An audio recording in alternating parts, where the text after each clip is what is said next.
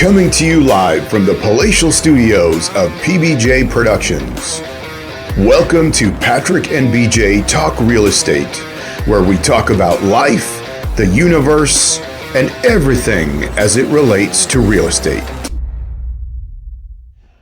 Hey everybody, it's BJ. And Patrick. And we're back talking all things real estate. And Patrick, we just had an announcement from the Bank of Canada. Oh, we've been waiting. Right? And with bated breath for the Bank of Canada. Right? What's going to happen? And so the announcement, I'm sure you all have heard this, but the announcement was that the interest rate is not changing. Right, so that's sort of a relief, but that's not the interesting part, is it? Yeah, so let me read. We're going to talk about a report on the CBC, and let me read the headline. Bank of Canada worries a rate cut now could overheat the spring housing market. So one of the contributing factors to the interest rate being kept where it is, according to the Bank of Canada, is they think that a reduction in the interest rate now, heading into the busiest real estate season of the year, the spring market, with what they're seeing in the market, would just absolutely superheat the market again. So they're already seeing signs of like improvement in sales. Our inventory continues to be pretty low across Canada. You know, like I've been saying, I think we're gonna have to get used to that for a while. So that's interesting. Let me read the quote here. So this is a quote by the bank governor, Tiff Macklem. "We don't want to keep monetary policy this restrictive for longer than we have to, but nor do we want to jeopardize the progress we've made in bringing inflation down." So they see the potential for inflation to get out of control as a byproduct of the real estate market if they drop the interest rates now heading into the spring market, which already is showing. Now, let me continue on with the article. This will make it clear. Okay, good. One key cause for concern is a housing market that is showing signs of heating up. The benchmark average home price in Canada is down more than 17% from its peak in 2022. Now, that's probably less in Victoria because I don't think we're quite that high, but whatever. Okay. Now watch this. But the numbers for December and January indicate the market may have bottomed out and started to rebound. And we're already seeing this. If you're in the trenches, other realtors out there, you're probably seeing this like in your data, in your sales every day. Yeah. So senior economist at Canadian Real Estate Association, Sean Cathcart, says this: sales are up, market conditions have tightened quite a bit, and there has been anecdotal evidence of renewed competition among buyers. That's very interesting. Right? So we're starting to see, again, the whole thing about multiple offers starting to creep back in and these kind of things. In town for Victoria, it's not so much on the outlying areas that we're noticing. But multiple offers are happening in the core parts of Victoria. So let's continue on. This is also from the Bank of Canada.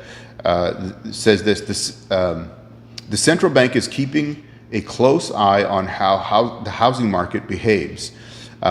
So they said in the news conference that projections show the market is already picking up speed, and the Bank of Canada is worried that it could accelerate.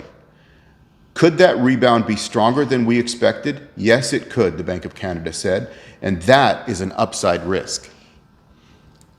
An upside risk? They're calling it an upside risk. I'm not sure what you call an upside risk, but what they're saying is a rate cut would add fuel to what is already looking like a hot spring market.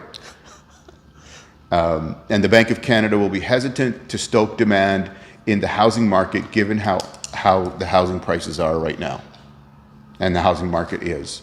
Upside risk. I'm going to remember that. I don't even know what that means. Right. But I like it. So now here's a stat of since the interest rates went up. Here's a stat. Mortgage costs are up more than 27%. Okay. Just the cost to have a mortgage in your interest rates and everything else, 27%. Right, so that's going to push down your buying power and or on your renewal, it's going to be costing about that much more. So basically what they're saying is once the bank starts to cut, Yeah. the buyers are going to flood back into the market, driving up prices again. Does that not sound like something we've said multiple times on this channel? Repeatedly. It's interesting that they're so knee-jerk reaction for 7 straight increases for interest rates to all of a sudden be like, no, we can't make a decision. We're not going to make a knee-jerk reaction right away, right? Yeah. So, let's wait and hold. Yeah. Which I think is fine. Right. So here's the final kind of wrap up to it. Okay. The central bank's next decision in April will be accompanied by a fresh set of forecasts for economic growth, including consumer price index, inflation, et cetera, et cetera. So that will be a big part of that decision-making process. But, I see the rationale in this, that we're already seeing the spring market take off, right? I look at, listings that I've had where there's one residential listing that I had where it was like showing after showing after showing after showing, just straight on for 3 days. That was a great location too. It was, yeah. And we got, we took care of it, got it at our asking price. It was a great listing and a good location, like you said. But it was just like bang, bang, bang, bang, yeah, bang. super busy. Yeah. That's interesting, and it doesn't. I think it's a good example. It's not reflective of the entire market, right? Mm-hmm. But like for Saanich and core areas where that listing was, yeah, it's definitely busy out there. Yeah, and I think what that talks about is what we've said is the market is returning to, people are adjusting to the interest rate. Oh, I thought you were gonna say the new normal. I was going to say the new normal, but I remember the last time, so I decided to not. But the market and the people in the market are adjusting to, these are the interest rates. There's a lot of stuff in this same article where they reference, it's anecdotal evidence, but they reference a number of buyers and sellers that are waiting on interest rate reductions before they step back into the market, but they're ready. It's interesting. I know this article really only directs itself, the content towards real estate and sales as being one of the reasons not to, right? Or one of the justifications not to lower interest rates. But those interest rates still have effect across the broader market. Absolutely. Car loans, credit cards. Not credit cards, but it's like if you have other expenses, if it's a car loan or your mortgage, then you might suffer on, you might pay your mortgage first before you pay your credit card. Sure. Right? Yeah. So there are higher delinquency rates across the board for things, but nothing out of hand where it would be like 2009, 2010 after our last stock market crash that affected our real estate, that affected our economy. Yeah. So not to say their bankruptcies are up, but really they're not. I think we talked about that in one episode, right? It's relatively higher than recent years, but not over a long time span. Right. So yeah, and delinquencies for mortgages, yes, they're up, but it's only if you look at a short window, it looks like it's a spike. It looks like, oh no, what's happening? But if you look at a long timeline, it'd be like, well, this is nothing compared to 2009, 2010 at the moment. Yeah, and so what I think we can say, and we've said this from the start of this year, is is our expectation is that we'll see the interest rate reductions in the third and fourth quarter. Yeah, I think optimistically, maybe lots of people are hoping for spring or even as soon as summer, but it's most likely going to happen near the end of the year, if it happens at all. Yeah, I mean, I guess that's the other side of it. It could not happen. That's certainly a possibility. We don't know what's going to happen in terms of just global issues that can, you look at the repercussions of the Panama Canal in the middle of COVID. Yeah. And the economic repercussions of that. I think that supply chain issue is sort of, maybe not totally resolved itself, but a lot better than it was 100%. Let's say 2 years ago. Yeah, for sure. But that's the thing. Something like that doesn't fix itself immediately, even though everything's back in process. So I say that to say could be unforeseen things that come up that we don't know about. But I think that's our expectation, is that we are going to see those interest rate reductions as the year progresses. And we're seeing already the market start to heat up and start to move.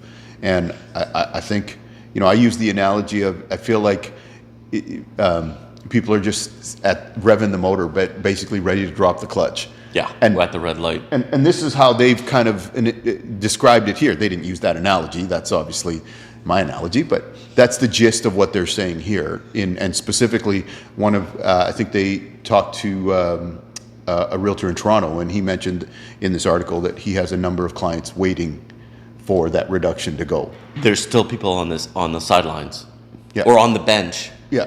waiting to get on the field. Right. Yeah. Yeah. So I think every time one of these policy changes, interest rate changes, it takes time for people to adjust. Yeah. They sit on the bench, and then Yeah. they get sick and tired of sitting on the bench, and they want to play. Sure. So that's the latest, greatest on the mortgage, latest mortgage announcement, interest announcements.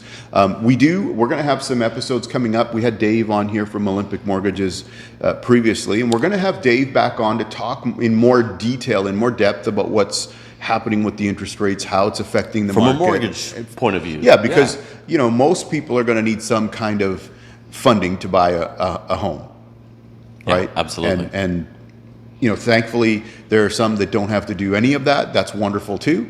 But we want to give you some information for everybody. So thank you for joining us today. If you haven't, please take a minute and subscribe to the channel. We are putting out regular content every week, and want to make sure that you don't miss anything and that we're giving you good information and you're getting it. So make sure you subscribe. If you have any questions specifically for us, put it in the comments, reach out to us. We're happy to help and answer those questions. And maybe you have some thoughts about, well, what does this really mean in the grand scheme of things, and how does this affect you? We'd love to know your thoughts. And thank you everyone for reaching out to us. BJ, you had a successful sale of a cafe in Saanich. That's just closing, or that closed done. last week. Yeah. And I've got an accepted offer with someone. So everyone who is reaching out, we really appreciate that. So our information is in the description below if you're thinking about selling or buying in the Southern Vancouver Island area,